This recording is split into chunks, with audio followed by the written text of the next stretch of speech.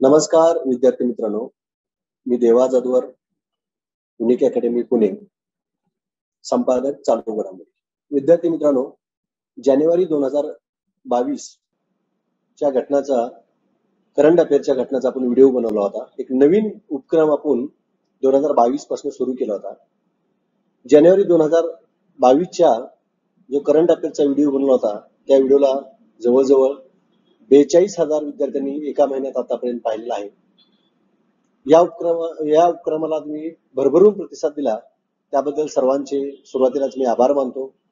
आज आपण फेब्रुवारी 2022 मध्ये कोणत्या चर्चित घटना होत्या, कोणत्या परीक्षाभिमुख घटना होत्या, कोणत्या परीक्षेला घटना विचारल्या जाऊ शकतात, अशा जवळजवळ 26-27 घटना ज्या फेब्रुवारी 2022 मध्ये घडल्या आहेत, त्याच्या संदर्भातला आजच्या आपण लेक्चरमध्ये आढावा घेणार.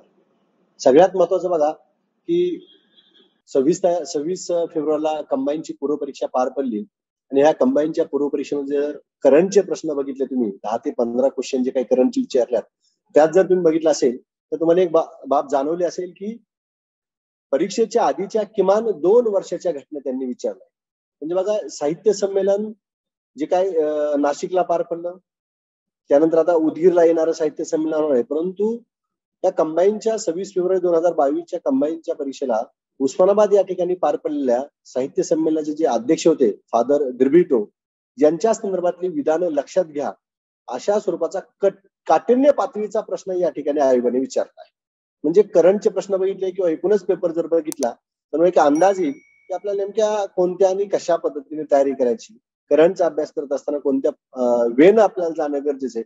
काही प्रश्न हे 19चे होते, काही प्रश्न 20चे होते आणि काही प्रश्न 21चे होते. म्हणजे मी 2 वर्ष तुम्हाला म्हटलंय, 19चा फक्त काही एकच प्रश्न होता, जास्त नव्हता. परंतु या ठिकाणी लक्षात घ्या की किमान 2 वर्षाच्या आधीच्या चालू घडामोडी तुम्हाला अभ्यासावा लागणार आहे. आणि त्याचा अभ्यास करत असताना नेमक्या कोणत्या पद्धती, तुम्ही जर भेटले असेल तर कंबाईनच्या परीक्षेत फक्त 2च प्रश्न लेटेस्ट विचारले होते. एक अशोक चक्रचा जो काही पुरस्कार आहे, तो पुरस्कार एक लेटेस्ट 21च्या विचारला होता आणि त्यानंतर लिओनेल मेसीला जो 7व्यांदा जो काही पुरस्कार मिळालाय, त्याच्या संदर्भातला एक लेटेस्ट प्रश्न विचारला होता. म्हणजे या ठिकाणी एक लक्षात घ्या की प्रश्नपत्रिकेचं विश्लेषण केल्यानंतर आतापर्यंत जर तुम्ही बघितलं तर 2022 मध्ये 2 पेपर पार पडले. 23 जानेवारीची राज्यसेवेची पूर्वपरीक्षा आणि त्यानंतर 26 फेब्रुवारीची कंबाईनची पूर्वपरीक्षा. आता एप्रिलमध्ये आणखीन 2-3 परीक्षा आहेत. मग यात एक लक्षात घ्या की या विषयाचा अभ्यास करत असताना जोपर्यंत आपण पाठीमागील प्रश्नपत्रिकेमध्ये कशा आणि कोणत्या प्रकारचे, बघा, कशा आणि कोणत्या प्रकारचा असा शब्द मी मुद्दाम वापरलाय, प्रश्न आयोग विचारतं, त्याचा अंदाज घेऊन आपल्याला पुढल्या परीक्षेचं नियोजन करता येत असतं. मग आजच्या आपल्या या लेक्चरमध्ये जो काही करंट अफेअर्स मंथली फेब्रुवारी 2022च्या घटनाचा आपल्याला या ठिकाणी आढावा घ्यायचा आहे. यात सर्वप्रथम आता मी घटना क्रमांक 1, 2, 3 असं म्हणले, परंतु काय परीक्षेत असं काही विचारलं जात नाही की घटना कितव्या क्रमांकाची, 2ऱ्या, 3ऱ्या, 4थ्या असं काही नाही. फक्त आपल्या अभ्यासाच्या सोयीच्या दृष्टीनं हे क्रमांक पाडले. यात सर्वप्रथम आपल्या फेब्रुवारी मधील जी काय घटना पाहिजे ती म्हणजे युजीसीचे नवीन अध्यक्ष झाले डॉक्टर मामिदाना जगदीश कुमार यांची युजीसीचे नवीन अध्यक्ष म्हणून निवड झाली, त्यांच्याबद्दल आपल्याला माहिती पाहिजे. आता या ठिकाणी लक्षात घ्या, युजीसीचे अध्यक्ष होण्यापूर्वी जगदीश कुमार हे जवाहरलाल नेहरू विद्यापीठाचे कुलगुरू होते. आता युजीसी म्हणजे काय तर युनिव्हर्सिटी ग्रँट कमिशन. म्हणजे लेटेस्ट काय, युजीसीचे नवीन अध्यक्ष जगदीश कुमार झाले. युजीसीचा आपल्याला लॉंग फॉर्म विचारला जाईल. आणि युजीसी नेमकी काय आहे तर बघा, भारतातील विद्यापीठीय शिक्षणावर नियंत्रण ठेवणारी सर्वोच्च संस्था आहे. युजीसी काय आहे, भारतातलं जे विद्यापीठीय शिक्षण आहे त्याच्यावर नियंत्रण ठेवणारी ही सर्वोच्च संस्था आहे. शिक्षण मंत्रालयाच्या अंतर्गत ही संस्था कार्यरत असते आणि भारतातले जेवढे विद्यापीठ आहेत सगळ्या विद्यापीठावर ही नियंत्रण ठेवणारी ही संस्था आहे. 28 डिसेंबर 1953 या संस्थेची स्थापना झाली. नवी दिल्ली या ठिकाणी या संस्थेचं मुख्यालय आहे. मुख्यालय कोणत्या ठिकाणी आहे, स्थापना कधी झाली, या संस्थेचा उद्देश काय, नवीन अध्यक्ष कोण आणि जगदीश कुमार यांच्यापूर्वी अध्यक्ष कोण होते तर डीपी सिंग. तो हे देखील आपल्याला प्रश्न विचारला जाईल की जगदीश कुमार यांची निवड होण्यापूर्वी अध्यक्ष कोण होते. त्यानंतर बघा, तुम्हाला प्रश्न येईल कोणत्या समितीच्या शिफारशीनुसार युजीसी स्थापना केंद्र सरकारने केली. 1944 मध्ये सार्जंट समितीने युजीसी स्थापनेची काय केली होती, शिफारस केली होती. कोणत्या वर्षी? 1944 ला सार्जंट समितीने युजीसी स्थापनेची शिफारस केली होती. हा एक भाग या ठिकाणी महत्वाचा आहे. 1953 मध्ये तत्कालीन शिक्षण मंत्री मौलाना अब्दुल कलाम यांच्या हस्ते विद्यापीठ अनुदान आयोगाची काय करण्यात आलं? उद्घाटन करण्यात आलं. कोणाच्या हस्ते उद्घाटन करण्यात आलं? तत्कालीन शिक्षण मंत्री मौलाना अब्दुल कलाम यांच्या हस्ते या युजीसीचं काय विद्यापीठ अनुदान आयोगाचे काय करण्यात आलं? उद्घाटन करण्यात आलं. आणि 1956 ला वैज्ञानिक दर्जा देण्यात आला. ह्या युजीसीला वैज्ञानिक दर्जा कधी देण्यात आला? 1956 ला. हा एक भाग तुम्ही लक्षात ठेवणं गरजेचं आहे. त्यानंतर लक्षात घ्या, भारतातील विद्यापीठ अनुदान आयोग हा युनायटेड किंगडम मधील विद्यापीठ अनुदान मंडळाच्या धर्तीवर स्थापन करण्यात आला. म्हणजे कोणाकोण ही संकल्पना घेतली असा जर प्रश्न आला तर युनायटेड किंगडम हा जो विद्यापीठ आयोग आहे, अनुदान आयोग आहे, त्याच धर्तीवर भारताने देखील ही संकल्पना घेतली आणि ती भारतामध्ये राबवली. हा भाग महत्वाचा आहे. ह्या युजीसी मार्फत, विद्यापीठ अनुदान आयोगामार्फत काही प्रकाशने म्हणजे जर्नल काही प्रकाशित केले जातात. त्यात बघा, एक नंबरला आहे युनिव्हर्सिटी डेव्हलपमेंट इन इंडिया, नंतर जनरल ऑफ हायर एज्युकेशन, त्यानंतर बुलेटिन ऑफ हायर एज्युकेशन आणि युजीसी न्यूज लेटर अशी काही प्रकाशनं या संस्थेमार्फत प्रकाशित केली जातात. तो एक भाग आपल्याला माहित असणं गरजेचं आहे. त्यानंतर बघा, या घटनेबरोबरच एक फेब्रुवारीमध्येच एक दुसरी घटना घडली. नॅकचे म्हणजे युजीसी मार्फत 1994 ला नॅकची स्थापना करण्यात आली. महाविद्यालयाचं मूल्यांकन करण्यासाठी नॅक ही संस्था स्थापन करण्यात आली. म्हणजे बघा, राष्ट्रीय मूल्यांकन आणि अधिस्वीकृती परिषद म्हणजेच काय, नॅक च्या अध्यक्षपदी डॉक्टर भूषण पटवर्धन या मराठी व्यक्तीची निवड करण्यात आली. आणि या तुम्ही जर बघितलं, जवळजवळ 16 वर्षानंतर मराठी व्यक्तीची नॅकच्या अध्यक्षपदी निवड करण्यात आली. आता यापूर्वी म्हणजे नॅकचे पहिले मराठी व्यक्ती अध्यक्ष कोण? तर प्राध्यापक राम ताकवले. 2002 ते 2006 दरम्यान ही मराठी व्यक्ती नॅकची अध्यक्ष होती. आणि त्यानंतर आता दुसऱ्यांदा कुणाच्या माध्यमातून? डॉक्टर भूषण पटवर्धन यांच्या माध्यमातून आपल्या मराठी व्यक्ती नॅकचे अध्यक्ष झाले. म्हणजे नॅक बद्दल आपल्याला माहिती का, नॅकचा संबंध कुठाला? युजीसीची. युजीसीचे अध्यक्ष चेंज झाले, त्याचबरोबर नॅकचे पण अध्यक्ष या ठिकाणी नवीन निवड झाली. तो एक भाग असणं गरजेचं आहे. मग फक्त एम जगदीश कुमार यांच्याबद्दल तर आपल्याला माहितीच पाहिजे, परंतु त्याचबरोबर युजीसीच्या संदर्भात देखील आपल्याला माहिती असणं गरजेचं आहे. त्याच रिलेटेड एक घटना म्हणजे कुठली? नॅकची घडली, त्याबद्दल आपल्याला माहिती असणं गरजेचं आहे. ही चर्चित घटना क्रमांक 1 बद्दल आपण माहिती पाहिली, ती कोणती?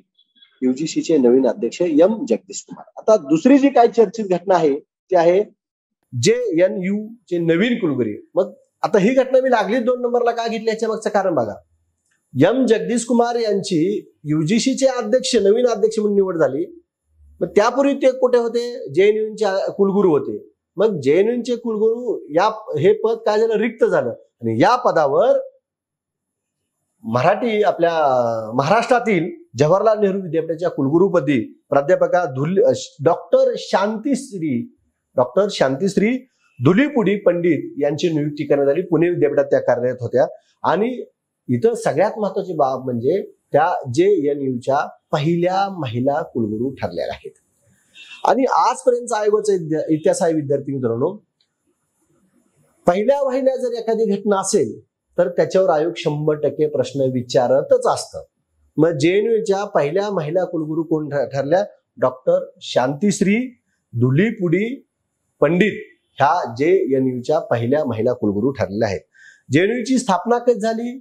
1969 ला झाली. पहिले कुलगुरू कोण होते? जी पाथार्थी नावाची व्यक्ती हे पहिले कुलगुरू होते. आणि JNU कुठं आहे? JNU दिल्ली या ठिकाणी आहे. अशा पद्धतीने आपल्याला याबद्दल माहिती असणं गरजेचं आहे. म्हणजे बघा, एम जगदीश कुमार यांच्याबद्दल आपण माहिती पाहिली किंवा त्यांच्या रिलेटेड घटना पाहिली. डॉक्टर भूषण पटवर्धन नॅकच्या संदर्भातली घटना आपण पाहिली आणि JNUच्या संदर्भातले जी काही व्यक्ती आपण पाहिली कुलगुरू नवीन झालेल्या पहिल्या महिला डॉक्टर शांतीश्री धुलीपुडी पंडित. म्हणजे या 3 व्यक्तीपैकी एखाद्या व्यक्तीवर तरी आपल्याला प्रश्न विचारला जाऊ शकतो. मग आता हा एक भाग या ठिकाणी लक्षात घ्या की डॉक्टर शांतीश्रीच्या संदर्भात आपण पाहिले की पहिल्या महिला कुलगुरू. मग त्यांचं कार्य काय तर नेहरूच्या काळातील संसद आणि परराष्ट्र धोरण या विषयावर त्यांनी PhD केलेली आहे. काय वाक्य वापरले? नेहरूच्या काळातील संसद आणि परराष्ट्र धोरण या विषयावर त्यांनी काय केली, पीएचडी केली. तो एक भाग माहिती असणं गरजेचं.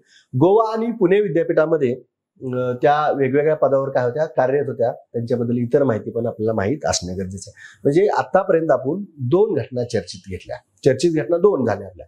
आता यानंतरची फेब्रुवारी 2022 मधील चर्चित घटना कोणती आहे? एनएफसीचे पहिले अध्यक्ष जी अशोक कुमार.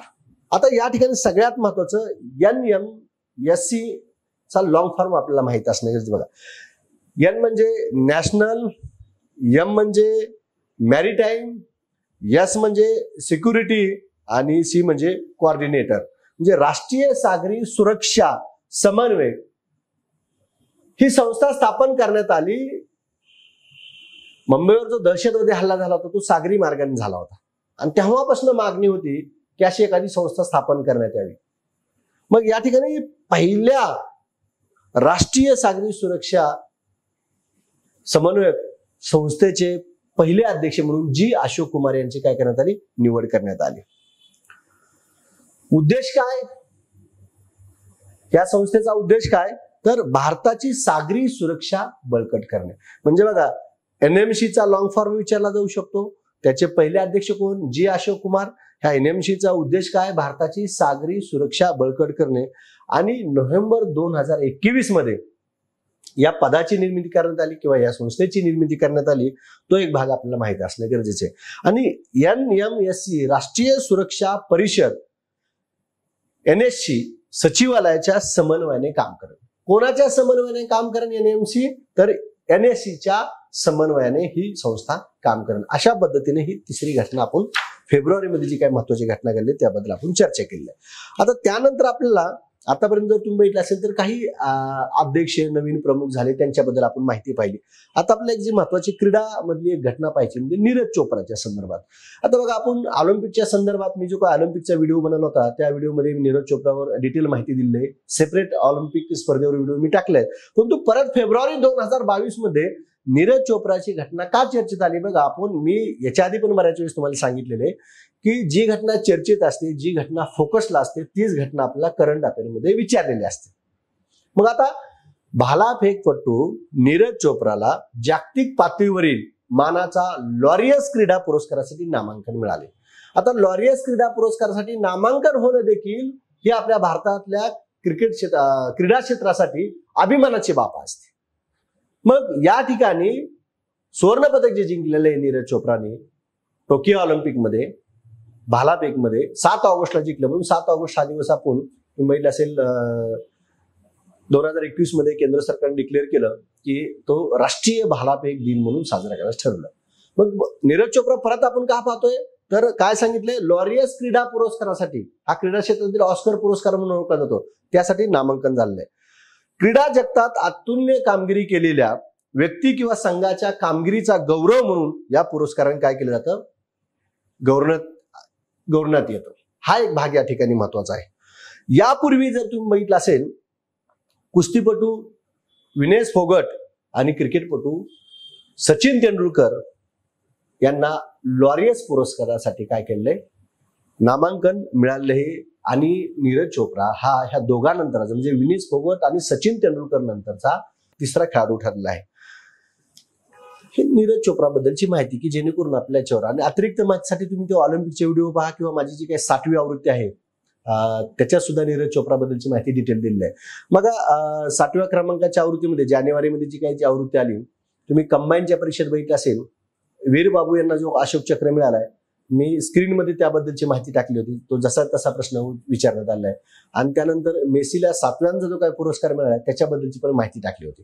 म्हणजे त्या 7व्या आवृत्तीमध्ये 2 प्रश्न तुमचे या ठिकाणी कव्हर झाले. आणि मग काही प्रश्न हे त्याच्या आधीच्या 2 आवृत्तीमध्ये, कारण 2 वर्षाच्या घटना या ठिकाणी विचार, जवळ 9 ते 10 क्वेश्चन माझ्या 3-4 आवृत्त्या ज्या आहेत या 2 वर्षात निघालेल्या त्या विचारल्या. तुम्ही जर बघितलं असेल साहित्य संमेलनात तुम्ही चेक करा, जे काही क्रम विचारलाय फ्रान्सिस देब्रुटो बद्दलचा, तो क्रम जसा तसा मी पुस्तकामध्ये तुम्ही जर बघितलं तर तुमच्या लक्षात येईल की ती वाक्य जशी तशी आहेत म्हणून.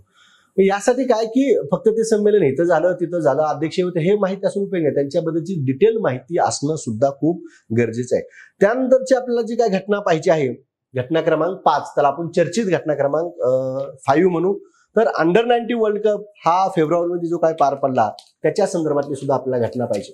मग आता बघा अंडर 19 वर्ल्ड कप जो काय पार पडला आहे, तर या ठिकाणी एक लक्षात घ्या की युवा खेळाडूंनी जी काही 14व्या क्रमांकाचा अंडर 19 वर्ल्ड कप वेस्ट इंडिजमध्ये पार पडला, आपल्या भारताचा अंडर 19चा कर्णधार यश धूल याच्या नेतृत्वाखाली भारतीय संघानं इंग्लंडच्या संघाला हरवलं आणि या ठिकाणी लक्षात घ्या की भारतानं 5व्यांदा अंडर 19चा वर्ल्ड कप जिंकलेला आहे. मग अंडर 19 वर्ल्ड कपच्या बाबतची विधाने लक्षात घ्या. तो कितव्या क्रमांकाचा आहे? 14व्या क्रमांकाच्या. कोणत्या ठिकाणी स्पर्धा पार पडली? वेस्ट इंडिजमध्ये काय पार पडली. भारताचा कर्णधार कोण होता? यश धूल आणि इंग्लंडचा कर्णधार कोण होता? Tom pressed. टॉम प्रेस्ट बद्दल पण आपल्याला माहिती असणे गरजेचे आहे. बघा इंग्लंडनं सुरुवातीला फलंदाजी घेतली, 44.5 षटकामध्ये 189 धावा केला. त्याला प्रत्युत्तर भारताने 47.4 षटकात 6 बाद 195 धावा केलेल्या आहे. हा देखील भाग आपल्याला माहिती असणार आहे. जे काय 11 खेळाडू होते अंडर 19 मध्ये, यात आपल्या अभिमानाची गोष्ट म्हणजे महाराष्ट्रातल्या 3 खेळाडूंचा समावेश होता. याच्यामध्ये कौशल तांबे हा जो आहे पुण्याचा खेळाडू, त्यानंतर विकी ओसवाल हा देखील पुण्याचा खेळाडू आहे आणि राजवर्धन हंगरगेकर हा उस्मानाबादचा खेळाडू आहे. म्हणजे तुम्हाला प्रश्न इथं असा विचारला जाऊ शकतो, अंडर 19चा जो काय वर्ल्ड कप आहे जो भारतानं 5व्यांदा जिंकला, याच्यामध्ये महाराष्ट्रातील किती खेळाडूचा आणि कोणत्या खेळाडूचा समावेश होता? कितीमध्ये 3 खेळाडू आणि कोणत्या, म्हणजे ती 3 नावं कौशल तांबे, विकी ओसवाल आणि राजवर्धन हंगरगेकर, या 3 खेळाडूची नावं माहीत असणं गरजेचं आहे. भारताने हा जो काय वर्ल्ड कप 5व्यांदा जिंकलाय त्याची वर्ष देखील आपल्याला माहिती असणं गरजेचं आहे. 2000 साली पहिल्यांदा भारताने श्रीलंकेला मोहम्मद कैफ याच्या नेतृत्वाखाली भारतानं हा वर्ल्ड कप पहिल्यांदा जिंकला. त्यानंतर 2008ला दक्षिण आफ्रिकेला विराट कोहलीच्या नेतृत्वाखाली आपण हरवलं होतं. 2012ला ऑस्ट्रेलियाला हरवलं उन्मुख चंदच्या नेतृत्वाखाली. 2018ला देखील ऑस्ट्रेलियाला हरवलं पृथ्वी शॉच्या नेतृत्वाखाली आणि 2022ला इंग्लंडला हरवलं यश धूल याच्या नेतृत्वाखाली. मग अंडर 19 वर्ल्ड कपच्या संदर्भात कुठे पार पडला, कोणी कोणाला हरवलं, कितव्यांदा भारताने जिंकला, भारतानं 5 वेळा जी जिंकलाय त्याच्याबद्दल माहिती आणि महाराष्ट्रातले जे काही 3 खेळाडू सहभागी होते त्याबद्दलची देखील माहिती आपल्याला असणं गरजेचं आहे. हा देखील भाग या ठिकाणी महत्वाचा आहे. त्यानंतर घटना क्रमांक 6, चर्चित घटना. फेब्रुवारी 2022 मध्ये ज्या काही चर्चित घटना आहेत त्यातली 6व्या क्रमांकाची जी काही घटना आहे ती म्हणजे आंतरराष्ट्रीय ऑलिम्पिक समितीची बैठक मुंबईमध्ये. आता ही आपल्या भारतासाठी अभिमानाची गोष्ट आहे. आंतरराष्ट्रीय ऑलिम्पिक समितीची बैठक मुंबईमध्ये जिओ सेंटरमध्ये होते. 140व्या क्रमांकाच्या बैठकीचे यजमानपद भारताला मिळालं आणि यासाठी विशेष प्रयत्न जे केले ते नीता अंबानी केले. आयोशीच्या सदस्य म्हणून त्या सध्या कार्यरत आहेत नीता अंबानी. त्याबद्दल आपल्याला तो देखील भाग माहिती असणं गरजेचं आहे. आणि ही जी बैठक पार पडणार आहे भारतामध्ये जी काय बैठक आंतरराष्ट्रीय ऑलिम्पिक समितीची पार पडणार आहे, ही बैठक 2023 मध्ये मुंबई या ठिकाणी मुंबईतील जिओ वर्ल्ड सेंटरमध्ये पार पडणार आहे. कुठे पार पडणार आहे? भारतात, मुंबईमध्ये. कोणत्या ठिकाणी? जिओ वर्ल्ड सेंटर नवी मुंबईमध्ये पार पडणार आहे. ऑलिम्पिक समितीच्या 82 पैकी 75 सदस्यांनी मुंबईत बैठक घेण्याच्या निर्णयावर काय केला? होकार दर्शवला. म्हणजे किती सदस्यापैकी किती सदस्यांनी होकार दर्शवला असा स्टेटमेंट स्वरूपाचा आपला प्रश्न विचारला जाऊ शकतो. आणि यात सगळ्यात महत्वाचं बघा, भारतामध्ये ही परिषद पहिल्यांदा पार पडत नाही, दुसऱ्यांदा पार पडते. याच्या आधी ऑलरेडी 1983ला दिल्लीमध्ये ही परिषद पार पडलेली आहे. बैठकीत आयोशीचे सदस्य ऑलिम्पिक चार्टर आणि ऑलिम्पिकच्या यजमान शहराची निवड यासारख्या महत्वाच्या विषयावर चर्चा करतात. समजा आता ही बैठक होणार तर मग बैठकीत नेमकं काय होणार आहे? ऑलिम्पिकचा चार्टर आणि ऑलिम्पिकच्या यजमान शहराची निवड अशा वेगवेगळ्या बाबीवर चर्चा ह्या बैठकीमध्ये होत असते. ही बैठक आपल्या भारतात होती, नवी मुंबई या ठिकाणी होती, जिओ सेंटरमध्ये होती, 2023 मध्ये होती. त्यामुळे ही बाब देखील क्रीडा क्षेत्राच्या दृष्टीने अभिमानाची आहे, आपल्या भारताच्या दृष्टीने सुद्धा अभिमानाची आहे. त्यानंतर सुरुवातीलाच मी उल्लेख केला की नीता अंबानी ह्या भारतीय ऑलिम्पिक समितीच्या आहेत सदस्य आहेत आणि ही 140व्या क्रमांकाची बैठक होणार आहे. परंतु 139व्या क्रमांकाच्या बैठकीमध्ये जी काय चीनला पार पडली त्या बैठकीत हा निर्णय घेण्यात आला आणि 139 क्रमांकाच्या बैठकीला भारताकडून अभिनव बिंद्रा, त्यानं सुवर्णपदक बीजिंग ऑलिम्पिकमध्ये जिंकलं होतं, नरेंद्र बत्रा आणि अनुराग ठाकूर आणि नीता अंबानी या 139व्या चीनमध्ये जी काय बैठक पार पडली बीजिंग या ठिकाणी, ह्या बैठकीला हे भारतातर्फे उपस्थित होते. तुम्हाला प्रश्न येईल, जो काय 2023 मध्ये 140व्या क्रमांकाच्या ऑलिम्पिक समितीची काय बैठक होणार आहे त्या संदर्भातला निर्णय घेण्याकरिता 139व्या क्रमांकाच्या बैठकीमध्ये भारतातर्फे कोणाचा सहभाग होता, तर 4 व्यक्तीचा समावेश होता. 4 व्यक्ती आपल्याला माहिती असणं गरजेचं आहे. आता याचबरोबर आपल्याला समजा आंतरराष्ट्रीय ऑलिम्पिक समितीच्या संदर्भात आपण माहिती पाहतोय, तर इंटरनॅशनल ऑलिम्पिक कमिटीची जी काय स्थापना करण्यात आली 23 जून 1896 म्हणून 23 जून हा दिवस ऑलिम्पिक डे म्हणून साजरा केला जातो. मुख्यालय स्वित्झर्लंडमधील लुसानो या ठिकाणी मुख्यालय आहे आणि अध्यक्ष थॉमस बाक आहेत.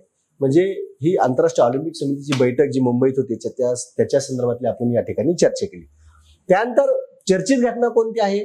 फेब्रुवारी 2022 मधील AFC महिला आशियाई चषक 2022 म्हणजे क्रीडामधल्या काही आपण घटना पाहतोय.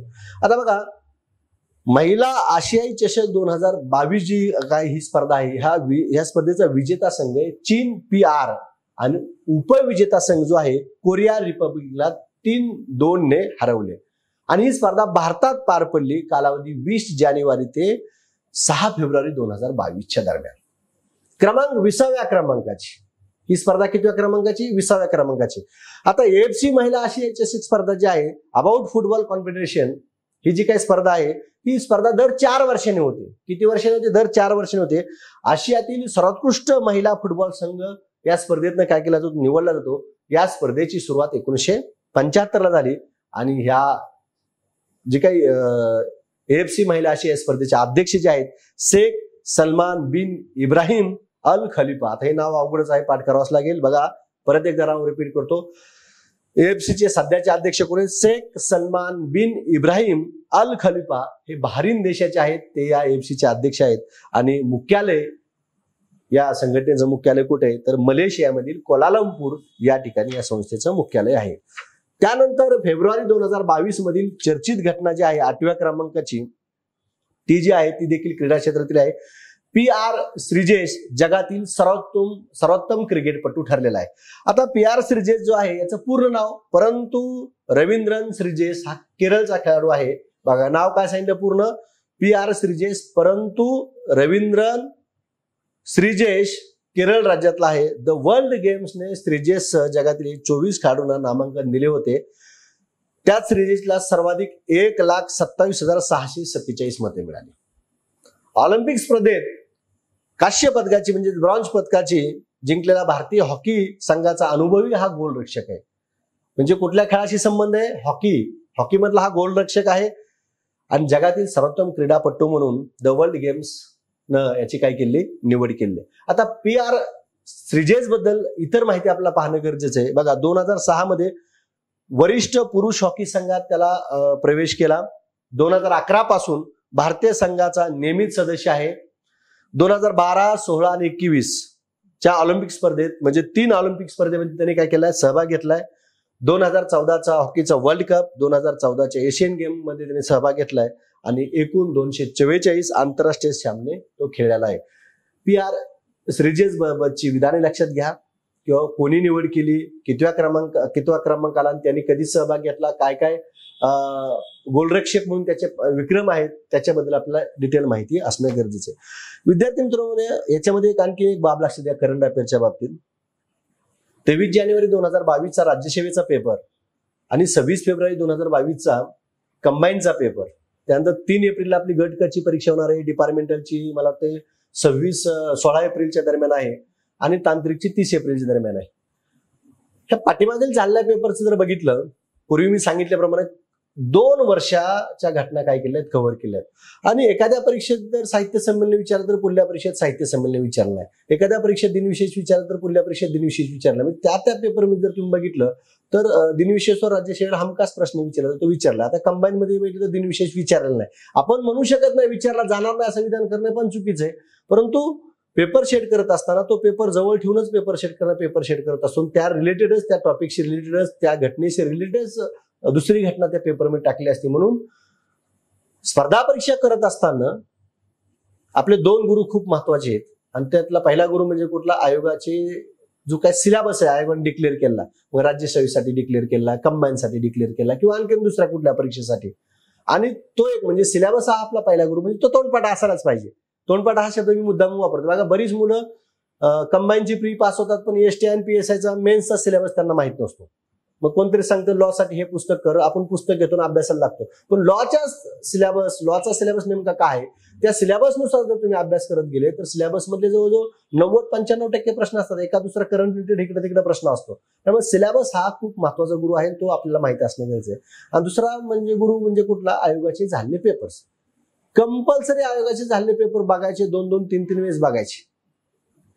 का बघायचे, तर आयोग भविष्यात कोणत्या टॉपिकवर प्रश्न विचारू शकतं, कशा स्वरूपाचा प्रश्न विचारू शकतं, याचा अंदाज येण्यासाठी आयोगाचे झालेले पेपर खूप महत्वाचे आहेत. म्हणजे सिलेबस, आयोगाचे झालेले पेपर आणि शेवटचा टप्पा कुठला असतो, सराव पेपर. वेगवेगळ्या संस्थेचे काही सराव पेपर असतात, त्याला आपण टेस्ट सिरीज म्हणतो. त्या माध्यमातून जर तुम्ही गेले तर आयोगाच्या प्रश्नपत्रिका म्हणजे ज्या आपण पेपरला गेल्यानंतर सिली मिस्टेक होतात, त्या सिली मिस्टेक तुमच्या होत नाहीत. म्हणून जास्तीत जास्त शेवटच्या परीक्षा मित्रांनो आपली ऑब्जेक्टिव्ह आहे, आणि ऑब्जेक्टिव्ह परीक्षेची तयारी एका स्टेज नंतर ऑब्जेक्टिव्ह पद्धतीनंच झाली पाहिजे. आधी रेफरन्स बुक तुम्हाला वाचायचे, 2-2, 3-3, 4-4 रिडिंग करायच्यात. त्या रिडिंग झाल्यानंतर शेवटचा टप्पा कुठला असतो, टेस्ट सिरीजचा. ती टेस्ट सिरीज खूप महत्वाची असते आणि बऱ्याच मुलांचं दुर्लक्ष हे टेस्ट सिरीजकडे आहे. दुर्लक्ष म्हणजे जातच नाही, नको गेले टेन्शन, ते स्कोर कमी आला, जास्त आला वगैरे वगैरे, मुलांच्या बऱ्याच तक्रारी असतात. टेस्ट सिरीज आपल्याला स्कोर साठी सोडवायची नाही, हे पहिले क्लिअर करा. टेस्ट सिरीज आपल्याला सिली मिस्टेक टाळण्यासाठी सोडवायची, आत्मविश्वास आपल्या मनामध्ये येण्यासाठी सोडवायची. आणि त्या विषयाबद्दल समजा एखादा सायन्स सब्जेक्ट अवघड जातोय तर त्याचे जास्तीत जास्त जर प्रश्न सोडवत गेले तर तुम्हाला एक आत्मविश्वास येत जाणार आहे. गणिताचे प्रश्न जास्तीत जास्त सोडवा. आणि टेस्ट सिरीज ज्यावेळेस तुम्ही सोडवता ते एका वेळेस म्हणजे एका तासात तुमचा सगळ्या विषयाला आत जातो. तुम्ही ज्यावेळेस अभ्यास करता त्यावेळेस एकाच वेळेस काय एका तासात सगळ्या विषयाचा अभ्यास करू शकत नाही. टेस्ट सिरीजचा सगळ्यात महत्वाचा फायदा काय, की एका तासात तुम्ही सगळ्या विषयाचं मायक्रो रिव्हिजन वेगळ्या पद्धतीत तुमचं होतं, ते तुम्हाला जाणवत पण नाही. पण तो एक भाग महत्वाचा आहे. दुसरा एक जनरल मुद्दा म्हणून या ठिकाणी तुमच्याशी बोललो. आता पुढली आपली चर्चेची घटना आहे फेब्रुवारी 2022 मधील 15वी IPL स्पर्धा. आता 14वी IPL स्पर्धा कोणी जिंकली, कोणाला हरवलं, फायनल कोण झालं, हे सगळं मी साठाव्यावरती मध्ये दिले. फक्त आपण त्या महिन्यातल्या घटनेची चर्चा करतोय. मग फेब्रुवारी 2022 मध्ये 15वी IPL स्पर्धेचा लिलाव पार पडला, म्हणून ही घटना आपण या ठिकाणी चर्चेत घेतली. आणि यावेळेस बदल काय असणार आहे बघा. बदल 2-3 मध्ये. पहिला बदल सगळ्यात महत्वाचा काय, 8 संघाच्या ऐवजी 10 संघ असणार आहेत. 2 संघाची वाढ झाली. आता 2 संघ कुठले, अहमदाबादचा एक संघ आणि लखनौचा. अहमदाबादचा CVC कॅपिटल नावाचा संघ आहे आणि लखनौचा RPSG व्हेंचर्स नावाचा संघ आहे. म्हणजे अहमदाबादचा एक संघ आणि लखनौचा एक संघ, हे 2 संघ या ठिकाणी सहभागी झालेले आहेत. त्यामुळे 8 वरून ही संख्या किती झाली, 10 वर झाली. हा एक भाग बदलला आहे. त्यानंतर मेन स्पॉन्सर म्हणून टाटाची निवड करण्यात आलेली आहे. त्यामुळे IPL 15चा मेन स्पॉन्सर कोणतं, टाटा, त्याबद्दल माहिती असणं गरजेचं आहे. आणि 15वी IPL जी स्पर्धा आहे 26 मार्च ते 29 मे 2022 दरम्यान ही भारतामध्ये स्पर्धा होणार आहे. हा देखील भाग महत्वाचा आहे. आणि 2022च्या IPL लिलावातील म्हणजे 15व्या IPL लिलावातील सर्वात महागडा खेळाडू कोण, असा प्रश्न आला तर तो ईशान किशन जो आहे 15 कोटी 25 लाख 15 कोटी 25 लाखाला या ठिकाणी त्याच्यावर बोली कोण लावली, मुंबई इंडियन्सनं लावली. म्हणजे बघा बदल काय काय झाले आहेत. IPL 15 मधले 8च्या ऐवजी 10 संघ, 2 नवीन संघ अहमदाबादचा आणि लखनौचा समावेश झालाय. मेन स्पॉन्सर टाटा झालेला आहे आणि महागडा खेळाडू कोण ठरलेला आहे, ईशान किशन ठरलेला आहे. मुंबई इंडियन्सनं 15 कोटी 25 लाखाची बोली लावली. हे 2-3 महत्वाचे बदल IPLच्या संदर्भात आपल्याला माहिती पाहिजे. आता मे मध्ये ज्यावेळेस फायनल होईल त्यावेळेस मग कोण जिंकलं कोण हारलं काय जे काय असेल तर आपण त्यावेळेस पाहूया. त्यानंतरची घटना क्रमांक 10 जी काय महत्वाची आहे चर्चित घटना फेब्रुवारी 2022 मधील आर प्रज्ञानंद याच्याबद्दलची. आता आर प्रज्ञानंद बद्दलची आपल्याला घटना का पाहिजे बघा. फेब्रुवारी 2022 मध्ये भारताचा युवा ग्रँड मास्टर आर प्रज्ञानंदने एअर थिंग्स मास्टर्स बुद्धिबळ स्पर्धेच्या 8व्या फेरीमध्ये नॉर्वेचा जगजेता मॅग्नस कार्लसनला हरवले. म्हणजे किती वर्षाचा, 16 वर्षाच्या आर प्रज्ञानंदने नॉर्वेचा जो जगजेता आहे मॅग्नस कार्लसनला त्याने हरवलं आणि कार्लसनवर मात करणारा प्रज्ञानंद हा भारताचा 3रा खेळाडू ठरलाय. याच्यापूर्वी विश्वनाथ आनंद आणि P हरिकृष्णा यांनी नॉर्वेच्या मॅग्नस कार्लसनला हरवलेला आहे. त्यामुळे 3रा खेळाडू आता कोणी हरवलं, याच्या आधी कोणी हरवलं हे देखील आपल्याला भाग माहीत असणं गरजेचे आहे. एअर थिंग्स मास्टर ही स्पर्धा जी आहे ही 16 खेळाडूची स्पर्धा आहे. यामध्ये प्रत्येक खेळाडूला विजयासाठी 3 गुण आणि बरोबरीसाठी 1 गुण मिळत असतो. म्हणजे त्या स्पर्धेबद्दल देखील आपल्याला माहीत असणं गरजेचं आहे. त्यानंतर फेब्रुवारी 2022 मधील पुढली चर्चित घटना जी आहे 11व्या क्रमांकाची सर्वोत्कृष्ट चित्रपटाचा निकाल. बघा दरवर्षी प्रजासत्ताक दिनावर केंद्र सरकारतर्फे वेगवेगळ्या राज्याचे चित्ररथ या ठिकाणी पथसंचलनासाठी सहभागी झाले असतात आणि सहभागी झाल्यानंतर 4-5 दिवसानंतर म्हणजे 26 जानेवारीला सहभागी होतात, मग 5-6 दिवसानंतर त्याचे रिझल्ट लागतात आणि प्रथम, द्वितीय आणि तृतीय क्रमांक म्हणून चित्ररथ निवडले जातात. फेब्रुवारी 2022 मध्ये राजपथावरील जे काही चित्ररथ सहभागी झाले होते, सर्वोत्कृष्ट 3 चित्ररथ म्हणून या ठिकाणी पुढील चित्ररथांची निवड करण्यात आली. प्रथम क्रमांकाचा चित्ररथ जो आहे तो उत्तर प्रदेश राज्याचा आहे आणि त्या चित्ररथाचं नाव आहे एक जिल्हा एक उत्पादन आणि काशी विश्वनाथ धाम या संकल्पनेवर आधारित चित्ररथ होता. म्हणजे प्रथम क्रमांकाचा चित्ररथ कुठला ठरला? उत्तर प्रदेशचा एक जिल्हा एक उत्पादन आणि काशी विश्वनाथ धाम या संकल्पनेवर आधारित चित्ररथ हा होता. द्वितीय क्रमांकाचा चित्ररथ कर्नाटक राज्याचा ठरला. पारंपरिक हस्तकले या संकल्पनेवर आधारित तो चित्ररथ होता. आणि तृतीय क्रमांकाचा चित्ररथ ठरला मेघालय राज्याचा. आणि चित्ररथ कुठल्या संकल्पनेवर आधारित होता? मेघालय राज्याची 50 वर्षीय आणि महिलांच्या नेतृत्वाखालील सहकारी संस्था आणि बचत गट यांना मानवंदना या विषयावर आधारित तो चित्ररथ होता. पहिला उत्तर प्रदेशचा चित्ररथ, दुसरा कर्नाटक राज्याचा आणि तिसरा मेघालयची राजधानी.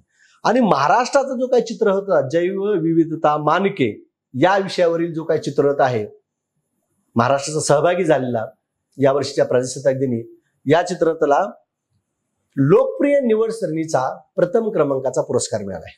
फक्त बघा, प्रथम क्रमांकाचा पुरस्कार हा उत्तर प्रदेशच्या चित्ररथाला मिळाला, पण लोकप्रिय निवड श्रेणीचा जो प्रथम क्रमांकाचा पुरस्कार मिळाला आहे तो महाराष्ट्राच्या चित्ररथाला मिळाला आहे. महाराष्ट्राचा चित्ररथ यावर्षी कोणता होता? जैव विविधता मानके. यावर्षी प्रथमच ऑनलाईन पद्धतीने मतदान घेण्यात आलं. यावर्षी जी काही चित्ररथ आहेत, जे काही क्रमांक निवडले ते ऑनलाईन पद्धतीने मतदान घेण्यात आलं आणि त्या आधारित या चित्ररथाची काय करण्यात आली? निवड करण्यात आली. त्यानंतरची पुढली चर्चित घटना आहे फेब्रुवारी 2022 मधील स्टॅच्यू ऑफ इक्वॅलिटी. आपण 3-4 वर्षापूर्वी statue of unity Sardar Vallabhbhai Patel यांच्या पुतळ्याबद्दल पाहिलं होतं, परंतु आता या वर्षी फेब्रुवारी 2022 मध्ये नरेंद्र मोदी यांच्या हस्ते रामानुजाचार्य यांचा समतेचा संदेश अधोरेखित करण्यासाठी स्टॅच्यू ऑफ इक्वॅलिटी समतेच्या पुतळ्याचं उद्घाटन नरेंद्र मोदी यांच्या हस्ते करण्यात आलं. या पुतळ्याची पायाभरणी 2014 मध्ये करण्यात आली. 216 फूट पुतळ्याचे वैशिष्ट्य काय? 216 फूट 45 एकर जागेवर आहे. पंचलोहा धातूचा बनवलं. कशाचा बनवला आहे? पंचलोहा धातूचा बनवला आहे. ठिकाण कुठे? शमशाबाद, हैदराबाद, तेलंगणा. मग रामानुजाचार्य वैष्णव परंपरेतील संत व समाजसुधारक म्हणून ओळखले जातात. सर्व भेदभाव दूर सारण्यासाठी शिकवण देत त्यांनी समतेचा विचार लोकांमध्ये रुजविला. मग आता यात एक लक्षात घ्या, काय स्टॅच्यू ऑफ इक्वॅलिटी समतेच्या पुतळ्याचं उद्घाटन कोणी केलं, कधी केलं, त्याची पायाभरणी कधी झाली, किती फूट उंच आहे, किती एकर जागेवर आहे, त्यानंतर कोणत्या ठिकाणी आहे? शमशाबाद, हैदराबाद. कुठल्या राज्यात आहे? तेलंगणा राज्यामध्ये. आणि कोणाचा पुतळा हा देखील भाग महत्वाचा आहे खूप. रामानुजाचार्य यांचा तो पुतळा आहे. रामानुजाचार्य कोण होते? वैष्णव परंपरेतील संत व समाज सुधारक होते. अशा पद्धतीने त्यांच्याबद्दलची आपल्याला माहित असणं गरजेचं आहे. त्यानंतरची फेब्रुवारी 2022 मधील चर्चित जी घटना आहे ती म्हणजे नवीन दरबार हॉल. आता महाराष्ट्रामध्ये राजभवन जे आहे मुंबई या ठिकाणी, इथं जुन्या दरबार हॉलचे नूतनीकरण करून इथं नवीन दरबार हॉल बांधण्यात आला. 2019 या नवीन दरबार हॉलचे बांधकाम सुरू करण्यात आले. फेब्रुवारी 2022 मध्ये याचं बांधकाम पूर्ण करण्यात आलं. आणि या नवीन दरबार हॉलचे उद्घाटन जे करण्यात आले भारताचे राष्ट्रपती रामनाथ कोविंद यांच्या हस्ते या नवीन दरबार हॉलचं उद्घाटन करण्यात आलं. 750 इतकी कॅपॅसिटी, जुन्या दरबार हॉलची कॅपॅसिटी फक्त 225 इतकी होती.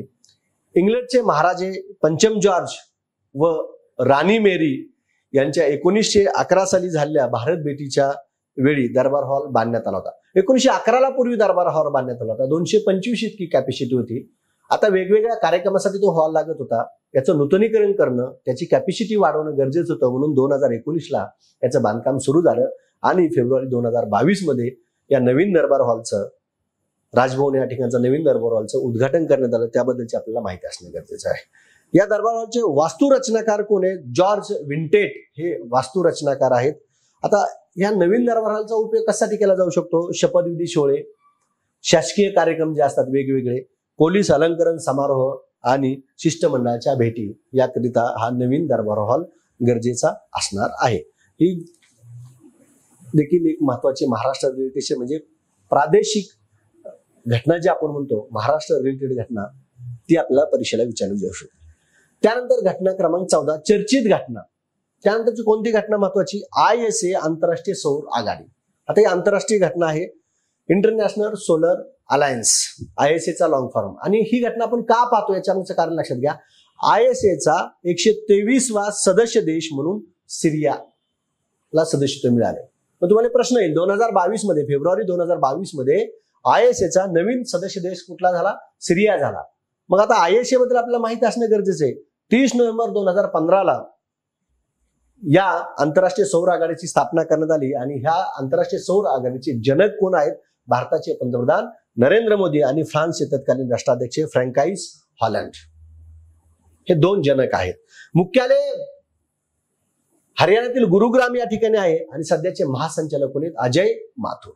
मग आंतरराष्ट्रीय सौर आघाडी आपल्यासाठी का महत्वाची? एक भारताची व्यक्ती ही आंतरराष्ट्रीय सौर आघाडी स्थापन करण्यासाठी पुढाकार घेतला, फ्रान्सच्या तत्कालीन राष्ट्राध्यक्षांनी सहकार्य केलं आणि जवळजवळ 103 सदस्य नंतरची सर्वाधिक सदस्य असणारी संघटना ठरली. 103 सदस्य या ठिकाणी आंतरराष्ट्रीय सौर आघाडीचे झाले आहे.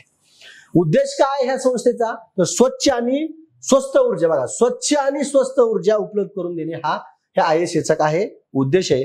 आणि या संस्थेची कार्य काय आहेत? ही संस्था सौर प्रकल्प सुरू करण्यास काय करणार आहे? समर्थन करणार आहे. सौर ऊर्जेची जागतिक मागणी पुरवण्यासाठी सौर ऊर्जा समृद्ध देशांना एकत्रित आणणार आहे.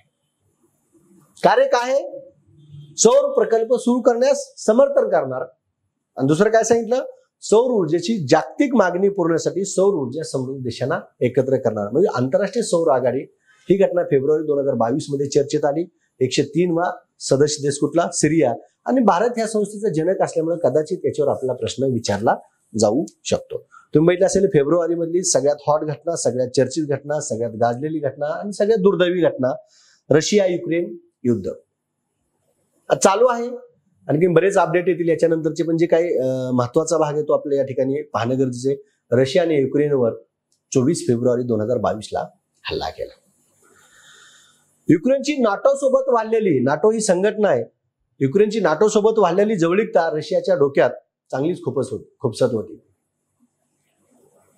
नाटो ही संघटना जी आहे, ही लष्करी संघटना जी आहे, या संघटनेमुळे युक्रेनची जी काय वाढलेली जवळीकता आहे हेच खरं कारण, त्याला आपण तत्कालीन कारण म्हणू की ठिणगी पडली या युद्धाकरिता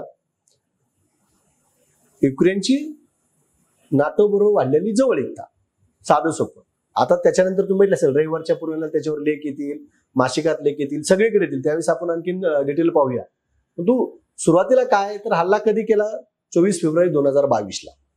कारण काय? युक्रेनची नाटो बरोबरची वाढत चालली जवळीकता.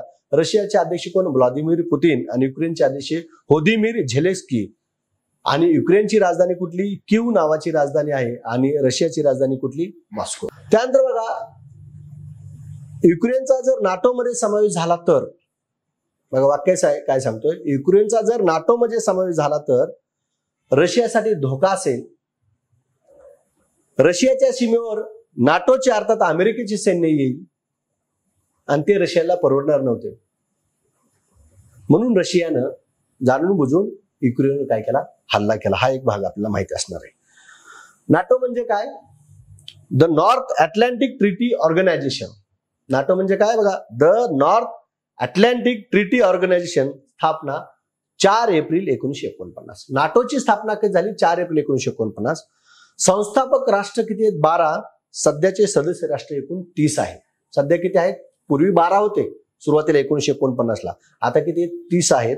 मुख्यालय बेल्जियम मधील ब्रुसेल्स या ठिकाणी. हा देखील भाग एक असणं माहिती असणं गरजेचं आहे. नाटो एक सामूहिक सुरक्षा प्रणाली, बघा काय म्हटलंय, नाटो ही सामूहिक सुरक्षा प्रणाली तयार करते ज्याद्वारे त्यांचे स्वतंत्र सदस्य देश कोणत्याही बाह्य पक्षाच्या हल्ल्याला प्रत्युत्तर देण्यासाठी परस्पर संरक्षणात संमती देतात. म्हणजे आता ही वाक्य जड वाटलं असेल पण याचा साधा सोपा अर्थ काय, नाटोचा जर एखादा देश सदस्य झाला आणि कोणत्याही सदस्य राष्ट्रावर जर हल्ला झाला तर तो हल्ला त्या सगळ्या सदस्य राष्ट्रावर झाला असं समजण्यात येईल आणि सगळे सदस्य राष्ट्र त्या देशाला काय करतील, मदत करतील.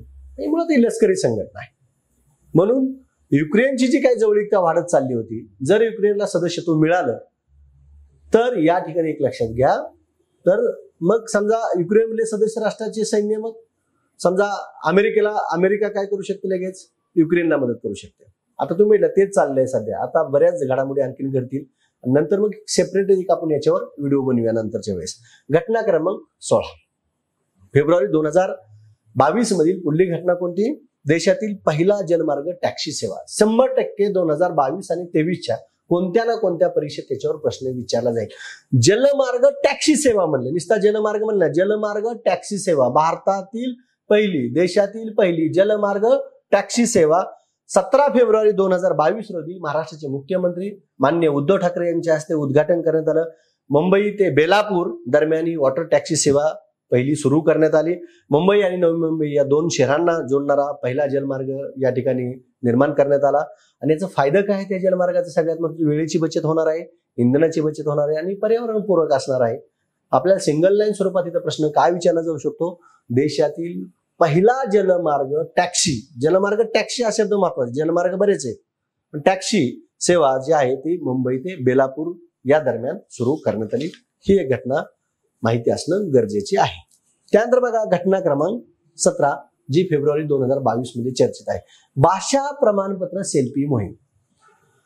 आता भाषा प्रमाणपत्र सेल्फी मोहीम ही जी सुरू केली आहे भारत सरकार शिक्षण मंत्रालयाने ही सेल्फी मोहीम सुरू केली. उद्देश काय, एक भारत श्रेष्ठ भारत ही भावना अधिक दृढ करण्यासाठी, तसेच देशाच्या सांस्कृतिक विविधतेला आणि बहुभाषिकतेला प्रोत्साहन देण्यासाठी हा एक उद्देश आहे. आणि दुसरा उद्देश काय की भाषा संगम मोबाईल ऍपला प्रोत्साहन देण्यासाठी हे भाषा प्रमाणपत्र सेल्फी मोहीम सुरू करण्यात आली. या ऍपच्या माध्यमातून 75 लाख लोकांना मूलभूत संभाषण कौशल्य आत्मसात करण्यात येणार आहे. हा एक भाग महत्वाचा आहे. आता फायदा काय या ऍपचा, देशातल्या सूचीबद्ध म्हणजे भारतीय राज्याकडून अधिकृत भाषा किती 22 भाषेमध्ये रोजच्या वापरात येणारी 100 पेक्षा अधिक वाक्य शिकता येणार आहे. हा देखील महत्वाचा फायदा आहे. एक चाचणी परीक्षा घेऊन एक प्रमाणपत्र देण्यात येणार आहे. हा एक भाग महत्वाचा आहे. 31 ऑक्टोबर सरदार वल्लभभाई पटेल यांच्या जयंती दिनी म्हणजे राष्ट्रीय एकता दिवस आहे, साजरा केला जातो. याच वेळी भाषा संगम मोबाईल ऍप त्यावेळी सुरू करण्यात आलं होतं. आणि भाषा प्रमाणपत्र सेल्फी या उपक्रमामुळे लोकांना भाषा सर्टिफिकेट सेल्फी असा हॅशटॅग वापरून आपल्या सोशल मीडिया अकाउंटवरून प्रमाणपत्रासह सेल्फी अपलोड करण्यासाठी प्रोत्साहन मिळणार आहे. हा देखील भाग या ठिकाणी महत्वाचा आहे. भाषा प्रमाणपत्र सेल्फी मोहीम हा भाग आपल्याला राज्यसेवा मेन्सला किंवा इतर कोणत्याही परीक्षेमध्ये विचारला जाऊ शकतो. आता घटना क्रमांक 18 चर्चित घटना फेब्रुवारी 2022 मधली चर्चित घटना कोणती, बोल्ट्झमन पुरस्कार 2022. बघा सांख्यिकीय भौतिकशास्त्र क्षेत्रातील हा सर्वात मोठा पुरस्कार आहे. दर 3 वर्षाने देण्यात येतो. कोणाद्वारे देण्यात येतो, international union of pure and applied physics या संस्थेद्वारे देण्यात येतो. 1975 ला या पुरस्काराची सुरुवात करण्यात आली आणि 2022 हा पुरस्कार पहिल्यांदाच एका भारतीय व्यक्तीला मिळाला आहे. म्हणून हा पुरस्कार आपण या ठिकाणी पाहतोय. तुम्ही म्हणता सर नोबेल पुरस्कार असतो, ऑस्कर पुरस्कार असतो, दादासाहेब फाळके पुरस्कार असतो, असे वेगवेगळे पुरस्कार असतात. नवीनच कुठला पुरस्कार आलेला आहे. आता बोल्ट्झमन हा जो काय पुरस्कार आहे तो पहिल्यांदाच दर 3 वर्षांनी देण्यात येणारा पुरस्कार पहिल्यांदाच भारतीय व्यक्तीला मिळालाय. डॉक्टर दीपक धर या व्यक्तीला मिळाला आहे. उत्तर प्रदेशचे आहेत, त्याच्याबद्दल डॉक्टर दीपक धर यांच्याबद्दल आपल्याला माहिती असणं गरजेचं आहे. आणि त्यांच्याबरोबर म्हणजे हा विभागून देण्यात आलाय डॉक्टर जॉन हॉपफिल्ड नावाची अमेरिकेची व्यक्ती आहे, त्या व्यक्तीला देखील मिळालाय. भौमितिक रचनाची कार्यप्रणाली, स्वयंसंघटित क्लिष्ट रचना, प्राण्याशी निगडीत संख्याशास्त्रीय समस्या, चुंबक आणि काचेमधील बदलत्या रचनांचा संख्याशास्त्रीय अभ्यास हे डॉक्टर धर यांच्या संशोधनाचे वैशिष्ट्य आहे. त्यांचे जे काही संशोधन आहे त्यांचे काय वैशिष्ट्य आहेत दीपक धर यांच्या, तो भाग आपल्याला या ठिकाणी पाहणे गरजेचे आहे. सध्या भारतीय विज्ञान शिक्षण आणि संशोधन संस्था पुणे येथे डॉक्टर दीपक धर हे कार्यरत आहेत. म्हणजे पहिलाच पुरस्कार आणि तो भारतीय व्यक्तीला देण्यात आला आहे. याबद्दल म्हणजे बघा, एखादा आंतरराष्ट्रीय पुरस्कार जर भारतीय व्यक्तीला देण्यात आला, महाराष्ट्रातल्या व्यक्तीला देण्यात आला, तर तो पुरस्कार कदाचित आयोगामार्फत विचारला जाऊ शकतो, म्हणून हा पुरस्कार आपण या ठिकाणी घेतलेला आहे. त्यानंतरच फेब्रुवारी 2022 मधील महत्वाचा जो काही पुरस्कार आहे तो म्हणजे संसद रत्न पुरस्कार 2022. डॉक्टर APJ अब्दुल कलाम यांच्या संकल्पनेमधनं या पुरस्काराचा जन्म झालाय किंवा या पुरस्काराचे जनक कोण आहेत असा प्रश्न तर अब्दुल कलाम आहेत. प्राईम पॉइंट फाउंडेशन आणि ई पत्रिका प्रेसेस याद्वारे हा पुरस्कार देण्यात येतो. या संसदरत्न पुरस्काराची सुरुवात झाली 2010 मध्ये. यावर्षी 2022 मध्ये देण्यात आलेला पुरस्कार 12व्या क्रमांकाचा आहे. देशातील जवळजवळ 11 खासदारांचा या पुरस्कारामध्ये समावेश आहे. किती? 11 खासदार, लोकसभेतील खासदार आणि राज्यसभेतील खासदार असे दोन्ही खासदार यांच्यामध्ये जवळजवळ यावर्षी 11 खासदारांना हा पुरस्कार देण्यात आला आणि या 11 मध्ये महाराष्ट्रातील 4 खासदारांचा समावेश आहे. ही आपल्यासाठी अभिमानाची गोष्ट आहे. मग यामध्ये बघा 11 खासदारांची आपल्याला नावं पाहिजे, त्यांचा पक्ष पाहिजे आणि राज्य पाहिजे. सुप्रिया सुळे या राष्ट्रवादी काँग्रेसच्या आहेत, संबंधित राज्य महाराष्ट्र, त्यांना 7व्यांदा हा संसदरत्न पुरस्कार मिळालाय. हिना गावित भाजप पक्षाशी संबंधित आहेत, महाराष्ट्र राज्य. फौजिया खान राष्ट्रवादी काँग्रेस पक्षाशी संबंधित, महाराष्ट्र राज्य. श्रीरंग बारणे शिवसेना पक्षाशी संबंधित, महाराष्ट्र राज्य. त्यानंतर सौगाता रॉय तृणमूल काँग्रेसशी संबंधित आहेत, पश्चिम बंगाल राज्यातील आहेत. कुलदीप रॉय शर्मा भाजप या पक्षाशी संबंधित, अंदमान निकोबार बेट या राज्याशी केंद्रशासित प्रदेशाशी संबंधित. विद्युत बरन महंतो भाजप या पक्षाशी संबंधित, झारखंड राज्यातील आहेत. सुधीर गुप्ता भाजप या पक्षाशी संबंधित, मध्य प्रदेश राज्यातील आहेत. अमर पटनाईक BJD पक्षाशी संबंधित, हे ओडिशा राज्याशी संबंधित आहेत. KK रागेश मार्क्सवादी कम्युनिस्ट पक्ष केरळ राज्याशी संबंधित आहेत. NK प्रेमचंद्रन क्रांतिकारी समाजवादी पक्ष केरळ राज्याशी संबंधित आहेत. आणि संसदरत्न पुरस्कार हे 11 व्यक्तीची नावं, त्यांचा पक्ष आणि त्यांचं राज्य झाल्यानंतर जीवन गौरव पुरस्कार 2 खासदारांना देण्यात आला आहे. या प्राईम पॉइंट फाउंडेशनद्वारे या जीवन गौरव पुरस्कारामध्ये भाजपचे HV हांडे यांचा समावेश आहे आणि काँग्रेसचे वीरप्पा मोईली यांचा समावेश आहे. म्हणजे संसदरत्न पुरस्काराची सुरुवात कधी झाली, जनक कोण आहेत, यावर्षी 11 व्यक्तीला देण्यात आला, त्यातल्या 4 व्यक्ती महाराष्ट्रातली नाव आपल्याला विचारली जाऊ शकतात. अशा पद्धतीनं या पुरस्काराबद्दल माहीत असणं गरजेचं आहे. त्यानंतरचा पुरस्कार आहे दादासाहेब फाळके आंतरराष्ट्रीय फिल्म फेस्टिवल पुरस्कार. बघा आता इथे तुमचं कन्फ्युजन होऊ शकतं. दादासाहेब फाळके पुरस्कार वेगळा आणि दादासाहेब फाळके आंतरराष्ट्रीय फिल्म फेस्टिवल पुरस्कार वेगळा आहे.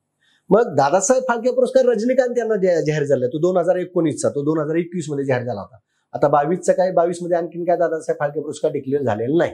राष्ट्रीय चित्रपट पुरस्काराच्या वेळेसच मे-जूनच्या दरम्यान दादासाहेब फाळके पुरस्कार डिक्लेअर होत असतो. ज्यावेळेस डिक्लेअर होईल त्यावेळेस आपण पाहू. फक्त इथे क्लिअर करा, दादासाहेब फाळके पुरस्कार आणि Dadasaheb Phalke international film festival पुरस्कार या दोन्हीमध्ये फरक आहे. मग नुकताच फेब्रुवारी 2022 मध्ये दादासाहेब फाळके आंतरराष्ट्रीय चित्रपट फेस्टिवल पुरस्कार पार पडला. यामध्ये सर्वोत्कृष्ट चित्रपट जो ठरला तो शेरशाह ठरला. सर्वोत्कृष्ट दिग्दर्शक ठरले केन घोष ठरले. सर्वोत्कृष्ट अभिनेता रणवीर सिंग ठरला. सर्वोत्कृष्ट अभिनेत्री कृती सेनन ठरली आणि सर्वोत्कृष्ट आंतरराष्ट्रीय चित्रपट ठरला another round film of the year, जे तुम्ही सध्या पाहिलं असेल सगळ्यांनी, Pushpa film of the year म्हणून पुष्पाची निवड करण्यात आली आणि जीवन गौरव पुरस्कारासाठी आशा पारेख यांची निवड करण्यात आली आहे. अशा पद्धतीने या पुरस्काराच्या बाबतीत तुम्ही माहिती लक्षात ठेवू शकता.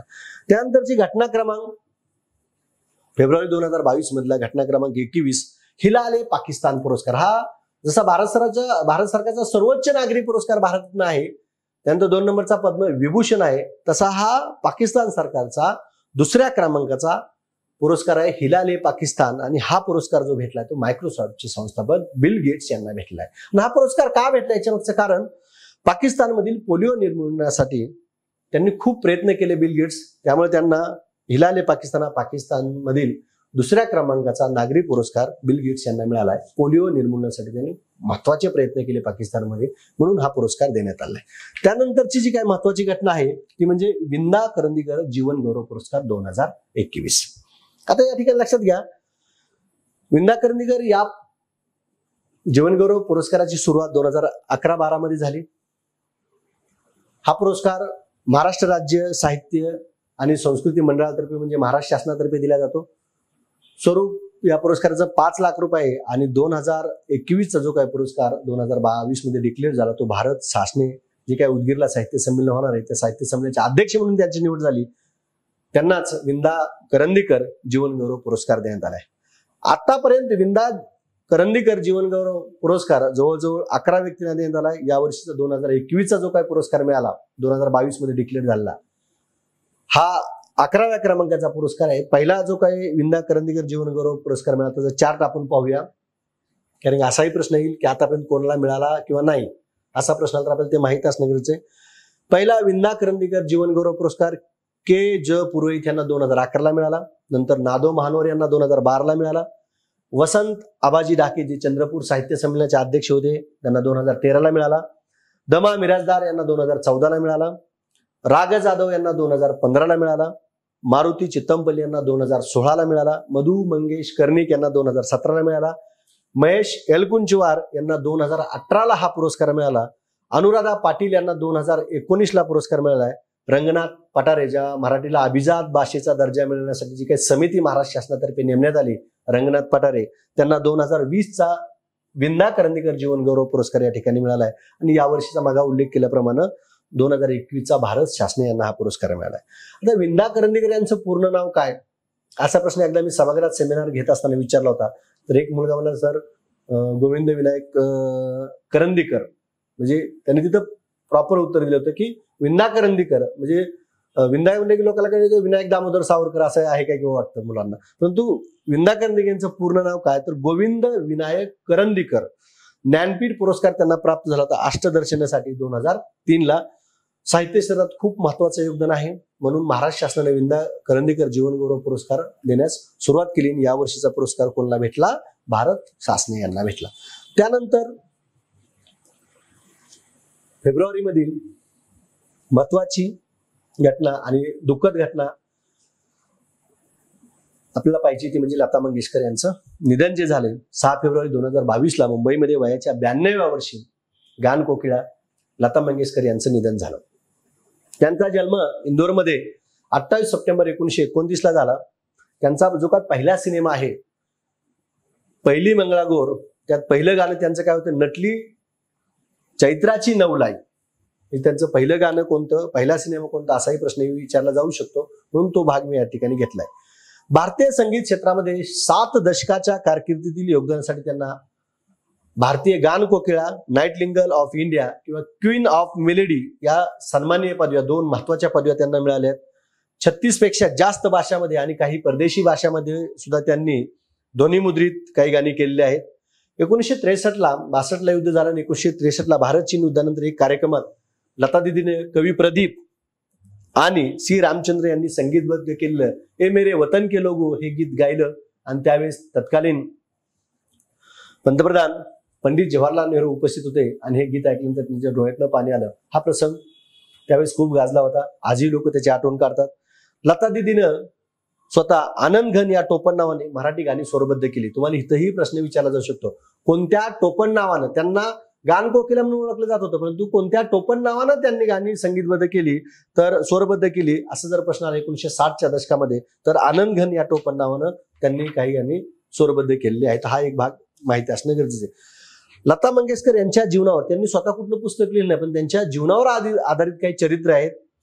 स्वर योगिनी नावाचं पुस्तक मधुवती सप्रे यांनी लिहिलेलं आहे. तुम्हाला प्रश्न येईल त्यांच्या जीवनावर आधारित मधुवती सप्रे यांनी कोणतं पुस्तक लिहिलं, तर स्वर योगिनी नावाचं पुस्तक लिहिलं आहे. त्यांना अनेक पुरस्कार प्राप्त झाले, अनेक पुरस्कार आहेत. त्या पुरस्काराची 2 पानं भरतील, त्यातले पण महत्वाचे काही पुरस्कार आहेत बघा. 1969 त्यांना पद्मभूषण मिळाला. 1989ला दादासाहेब फाळके पुरस्कार मिळाला. 1999ला पद्मविभूषण मिळाला. 2001ला भारतरत्न पुरस्कार मिळाला. हा देखील भाग महत्वाचा. तुम्हाला प्रश्न येऊ शकतो, लता मंगेशकर यांना कोणत्या वर्षीचा भारतरत्न पुरस्कार मिळाला, तर 2001चा. 1997ला महाराष्ट्र भूषण पुरस्कार मिळाला. आता महाराष्ट्र भूषण मिळाला असं आशा भोसले आणि लता मंगेशकर दोन्ही बहिणींना पुरस्कार मिळालाय. 1974ला सर्वाधिक गाणी त्याच्यामुळं गिनीज बुक मध्ये रेकॉर्ड झालं. आणि 2007ला फ्रान्स सरकारचा सर्वोच्च नागरी सन्मान जो आहे द लिजन ऑफ ऑनर, तो पुरस्कार प्राप्त झाला. त्यांना 3 राष्ट्रीय पुरस्कार मिळाले, 4 फिल्मफेअर सर्वोत्कृष्ट पार्श्वगायिका पुरस्कार मिळाले, 2 फिल्मफेअर विशेष पुरस्कार मिळाले, फिल्मफेअर विशेष पुरस्कार देखील त्यांना किंवा जीवन गौरव पुरस्कार देखील, बरेच पुरस्कार मी आधी उल्लेख केला त्यांना मिळाले आहेत. 1974 मध्ये लंडनच्या रॉयल अल्बर्ट हॉलमध्ये सादरीकरण करणाऱ्या पहिल्या भारतीय महिला होत्या. त्यांच्याबद्दलची खूप माहिती आहे, परंतु आपल्या परीक्षेला कोणती माहिती विचारली जाऊ शकते, काय केली जाऊ शकते, याचा मायक्रो आढावा मी या ठिकाणी घेतलेला आहे. त्यानंतरची चर्चित घटना जी आहे ती 24व्या क्रमांकाची. संगीत क्षेत्रातील, गायन क्षेत्रातील महत्वाची व्यक्ती बप्पी लहिरी यांचं देखील निधन 16 फेब्रुवारी 2022 रोजी वयाच्या 69व्या वर्षी झालं. प्रसिद्ध गायक आणि संगीतकार म्हणून ते प्रसिद्ध होते. 1970-80च्या दशकात बप्पी लहिरी यांच्या गाण्याने अक्षरशः धुमाकूळ घातला होता. त्यांनी संगीत दिला पहिला हिंदी चित्रपट नन्ना शिकारी 1973चा. 2020 मध्ये अल्लाह बागी 3 मधील भंकस हे गाणे बप्पी लहिरी यांचे शेवटचे गाणे ठरलं. बॉलिवूडमध्ये डिस्कोचा ट्रेंड कोणी आणला तर बप्पी लहिरी यांनी आणला. डिस्कोचा ट्रेंड म्हणलं की कुठलं नाव समोर येतं, बप्पी लहिरी यांचं नाव येतं. विशेष म्हणजे त्यांनी या संगीत क्षेत्रात बरोबरच राजकारणात देखील ते उतरले होते. पश्चिम बंगालमधल्या श्रीरामपूर मतदारसंघातनं 2014 साली भाजपतर्फे त्यांनी खासदारकीचं तिकीट मिळवलं, परंतु या ठिकाणी त्यांचा काय झाला, पराभव झाला. आपल्या कारकिर्दीमध्ये त्यांनी 5000 पेक्षा जास्त गाणी गायली किंवा कंपोज केली. त्यांचं टोपण नाव बप्पीदा या टोपण नावाने त्यांना ओळखलं जातं. त्यानंतर फेब्रुवारी 2022 मधील पुढली चर्चित घटना जी आहे 25व्या क्रमांकाची. आता इथे घटनापेक्षा मी एक दिनविशेष हा मुद्दा घेतला. आता दिनविशेष फेब्रुवारीमध्ये बरेच आहेत, परंतु 3 महत्वाचे मी या ठिकाणी घेणार आहे. एक 28 फेब्रुवारी राष्ट्रीय विज्ञान दिन. सी.व्ही. रमन यांच्या रामन इफेक्टचा शोध लावला, याच्या स्मरणार्थ राष्ट्रीय विज्ञान दिन दरवर्षी 28 फेब्रुवारीला साजरा केला जातो. 1987 पासून तो एक भाग महत्वाचा आहे. 27 फेब्रुवारी मराठी भाषा गौरव दिन 2013 पासून साजरा केला जातो. विष्णू वामन शिरवाडकर, कुसुमाग्रज यांच्या जन्मदिवस जो आहे तो या ठिकाणी मराठी भाषा गौरव दिन म्हणून साजरा केला जातो. आणि 21 फेब्रुवारी जागतिक मातृभाषा दिन म्हणून साजरा केला जातो. आता इथं 3 महत्वाचे बघा, तुम्ही बघा. 27 फेब्रुवारीला काय सांगितलं, मराठी भाषा गौरव दिन, बरोबर आहे. त्यानंतर लक्षात घ्या 1 मेला मराठी भाषा दिन आणि जागतिक मातृभाषा दिन. जागतिक मातृभाषा दिन 21 फेब्रुवारी, मराठी भाषा गौरव दिन 27 फेब्रुवारी आणि मराठी भाषा दिन किंवा मराठी राजभाषा दिन 1 मे. हे तिन्ही दिनविशेष आपल्याला माहीत असणं गरजेचं आहे. आणि 28 फेब्रुवारीची राष्ट्रीय विज्ञान दिनाची थीम जी आहे शाश्वत भविष्यासाठी विज्ञान आणि तंत्रज्ञान, ही थीम देखील आपल्याला माहीत असणे. गेल्या वर्षीच्या अभियांत्रिकीच्या परीक्षेमध्ये 2021च्या थीम बद्दल प्रश्न विचारला होता. त्यानंतर फेब्रुवारी 2022 मधील 26व्या क्रमांकाची घटना कुठली, प्रो कबड्डी लीग 2022. जो प्रो कबड्डी लीगचा 8वा हंगाम 8व्या क्रमांकाची स्पर्धा बेंगलोर या ठिकाणी पार पडली आणि दबंग दिल्ली या संघाने 3 वेळेचा विजेता पटना पायरेट्सचा या ठिकाणी काय केला, पराभव केला. बघा, बेंगलोरला पार पडली 8वा हंगाम, दबंग दिल्ली संघाने 3 वेळेचा विजेता संघ पटना पायरेट्सचा काय केला, पराभव केला. यामध्ये काही पुरस्कार देण्यात आले. सर्वोत्तम रेडरचा पुरस्कार पवन शेरावत, बेंगळुरू बुल्सचा खेळाडू आहे हा. सर्वोत्तम डिफेंडरचा पुरस्कार मोहम्मद रेजा सादलू, पटना पायरेट्सचा खेळाडू आहे. उदयोन्मुख खेळाडूचा पुरस्कार मोहित गोयत, पुणेरी फलटणचा खेळाडू. सर्वोत्तम खेळाडूचा पुरस्कार नवीन कुमारला, दबंग दिल्लीचा हा खेळाडू आहे. सर्वाधिक 3 वेळा ही स्पर्धा पटना पायरेट्सनं जिंकलेली.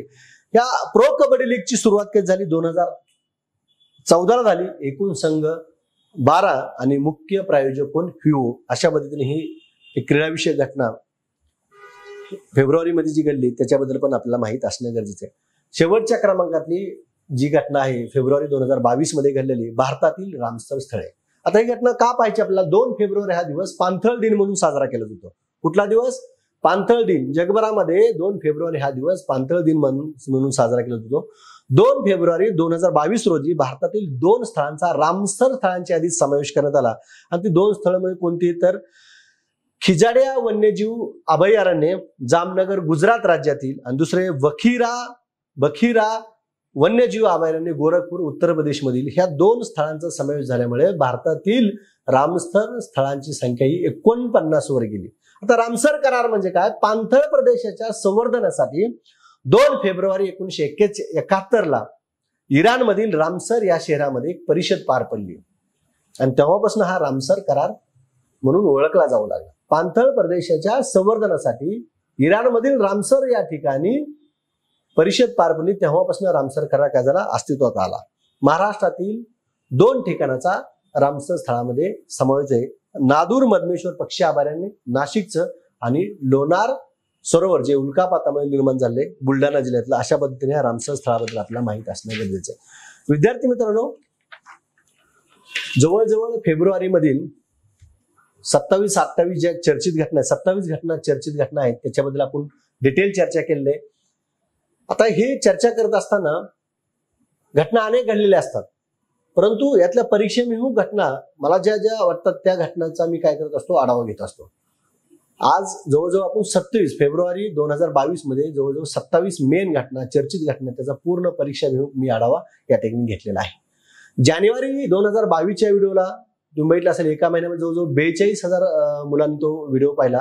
असाच ही सिरीज फेब्रुवारीचा व्हिडिओ पण तुम्ही जास्तीत जास्त लोक पहा, किंवा तुमचे जे काही मित्रमंडळ आहेत त्यांना पण सांगा, तुमचे टेलिग्रामचे ग्रुप, व्हॉट्सअपच्या ग्रुपवर तुम्ही पण शेअर करा, जेणेकरून आपल्याला पूर्ण वर्षाच्या घटनाचा आढावा या सिरीजच्या मंथली करंट अफेअर सिरीजच्या माध्यमातून घेण्यात येणार आहे आणि त्याचा जास्तीत जास्त फायदा विद्यार्थ्याला व्हावा, हाच एक माझा मेन उद्देश आहे.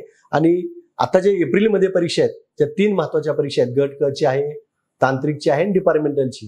ह्या 3 परीक्षेसाठी माझी आता सध्या मार्केटला 60व्या क्रमांकाची आवृत्ती मार्केटमध्ये सध्या महाराष्ट्रात सर्वत्र उपलब्ध आहे. ते आवर्जून वाचा. त्या आवृत्तीमधून तुम्ही बघितलं असेल, कालच्या कंबाईन परीक्षेला 2 प्रश्न आहेत, एक अशोक चक्राचा प्रश्न आणि दुसरा मेशीचा प्रश्न. आणि मग इयरबुक तर असेलच तुमच्याकडे, नसेल घेतलं तर आवर्जून घ्या. तुम्ही सगळे हा व्हिडिओ जास्तीत जास्त मुलापर्यंत पोहोचवाल ही अपेक्षा व्यक्त करून मी या ठिकाणी थांबतो. धन्यवाद. दी युनिक अकॅडमीचे नवनवीन व्हिडिओज आणि अपडेट्स मिळवण्यासाठी लाईक करा, सबस्क्राईब करा आणि शेअर करा.